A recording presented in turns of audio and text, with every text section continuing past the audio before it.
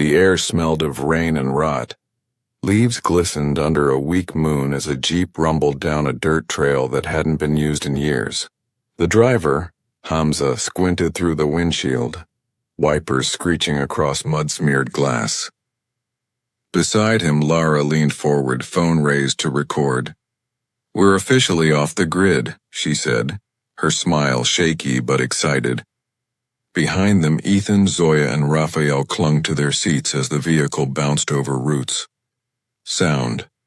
Low rumble of thunder far away. Crickets fading. They had planned this trip for months. An adventure deep into Kalonga Jungle, a region rumored to be untouched, ancient, and haunted. The locals had called it the place that forgets you. Hamza laughed it off at first. Ghost stories keep tourists away, he'd said. But now the deeper they drove, the quieter the forest became. No birds, no insects. Just the distant pulse of thunder that never seemed to get closer. When the jeep finally stalled, the headlights died with a soft flicker. Lara tried the ignition again. Nothing. The jungle around them exhaled. "Okay," Ethan muttered, pulling out a flashlight. "We walk from here." They grabbed their gear, tents, cameras, food, and stepped into the thick, wet dark. Sound. Squelch of boots in mud. Faint hum like wind inside metal. The path wound between trees that grew too close together, their roots tangled like bones. Raphael swore he saw symbols carved into one trunk, circles intersecting triangles. But when he shined his light again, the marks were gone. "Keep moving," Zoya said. "We need a clearing before the storm." They found it an hour later, an open patch surrounded by vines with what looked like stone ruins hidden beneath moss. Broken pillars jutted from the ground, engraved with faint spirals. "This is it," Lara whispered. "The lost shrine I told you about." They set up camp. A fire crackled weakly against the damp air. Lightning flickered, showing faces pale and uncertain. Hamza checked his watch. It had stopped. He tapped it, frowned. Weird. Then Raphael noticed the same with his phone. Dead battery, even though it had been full. The jungle hummed. A low vibration crawled through the ground just at the edge of hearing, like a heartbeat under soil. Sound. Deep bass drone rising slowly.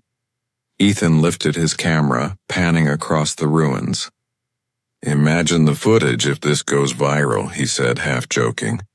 Through the lens, something moved. A silhouette standing between two pillars. Tall.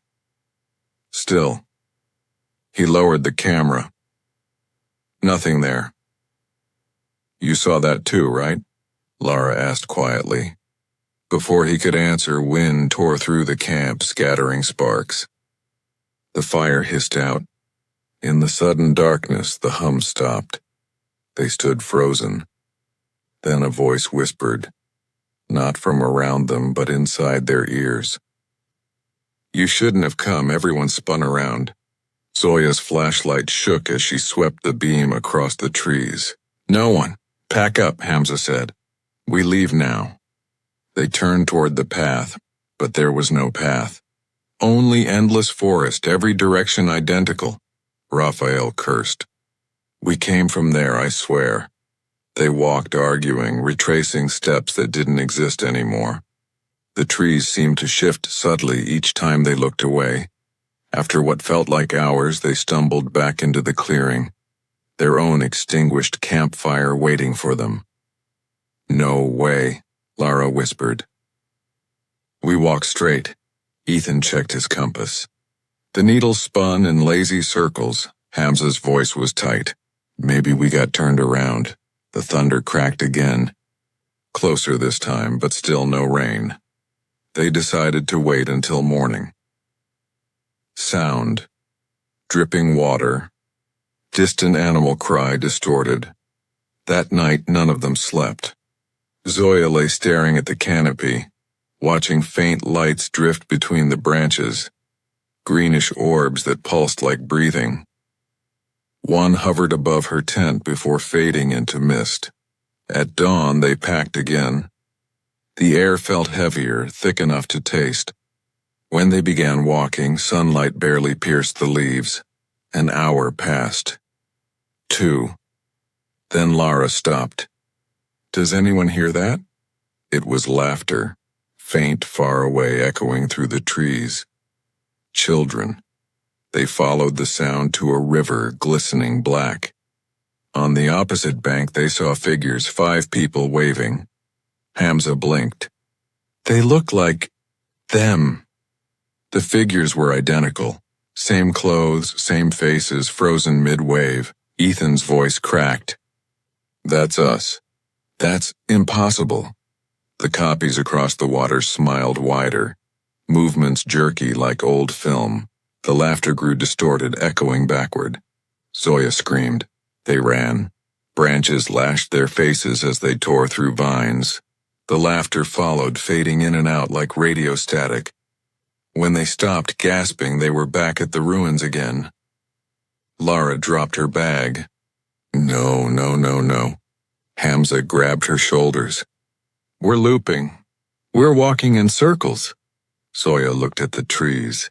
Not circles, loops. They tried marking trunks, carving an X with Raphael's knife. 10 minutes later, they passed the same tree, fresh, unmarked bark. Time didn't feel right anymore. The sun hung motionless above, light never shifting, they argued. Ethan wanted to keep moving. Hamza said they needed to rest. Lara filmed everything, her hands shaking. "People have to see this," she said. "Someone has to find us," but the camera screen glitched, showing frames that hadn't happened yet, faces twisted. Screaming. Then came the second night. Sound, low wind. Insects returning for a moment, then dying away. Zoya woke to whispers outside her tent. Soft, rhythmic like a chant. She crawled out, breath fogging in the cold. The others slept. Around the dead campfire stood 5 shadowy shapes, vague human outlines made of shifting air. One tilted its head toward her, copying her every motion. She couldn't scream. The shadows dissolved as Hamza stirred. Morning again, but it looked the same. No sunrise, no time. Ethan checked his watch. It was midnight. Again. That was when Raphael disappeared. They found his bag near the river, his footprints ending at the water's edge. The current was still. Something rippled beneath. Lara leaned closer, camera raised. "Raph?" A pale hand shot up, grabbing her wrist. The reflection in the water smiled, even though she didn't. Hamza yanked her back. The hand vanished. The water stilled. She looked down. Her wrist bore black fingerprints that burned like frostbite.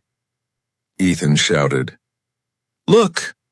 Across the river, Raphael stood among the trees, waving silently. They ran to the bank, but he was gone. Only his voice echoed faintly. "It starts again." Sound, heartbeat thumping slow and deep under jungle ambience. They stumbled back, trembling. Zoya whispered, "What does that mean?"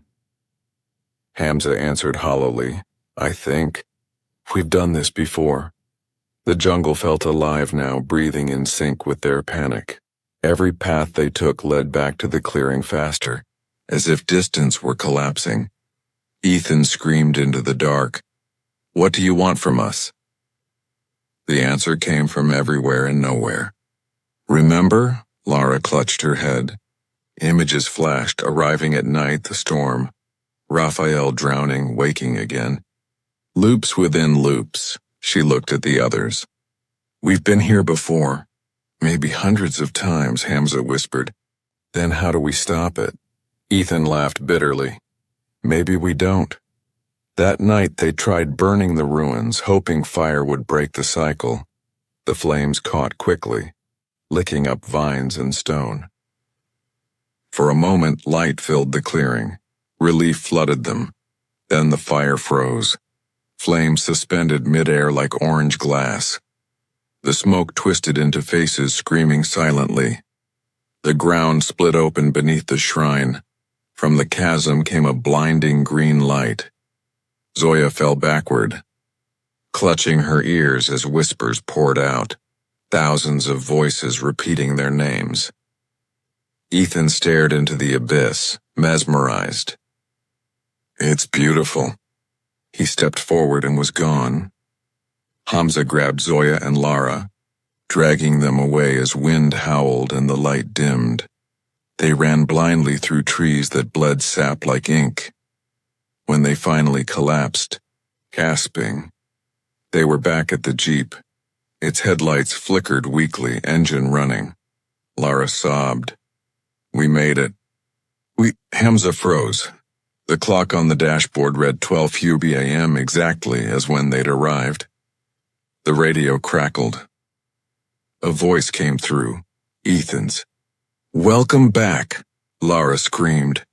Zoya opened the door to run. But outside wasn't road anymore. It was the clearing. "The ruins," the jungle whispered. Again. Sound, sharp inhale, jungle wind roaring, sudden silence. Hamza blinked and they were unloading the Jeep again. Lara smiling, filming, saying the same words. "We're officially off the grid." He dropped the bag, trembling. "No, not again." The others didn't notice. Only he remembered. He tried to warn them, voice cracking, but every word dissolved into static. His scream echoed through the trees unheard. Lightning flashed. The same shadow stood between the pillars, waiting. The loop closed. Sound, slow heartbeat, fading into jungle ambiance that gradually stops. Silence, then one whisper. "You shouldn't have come."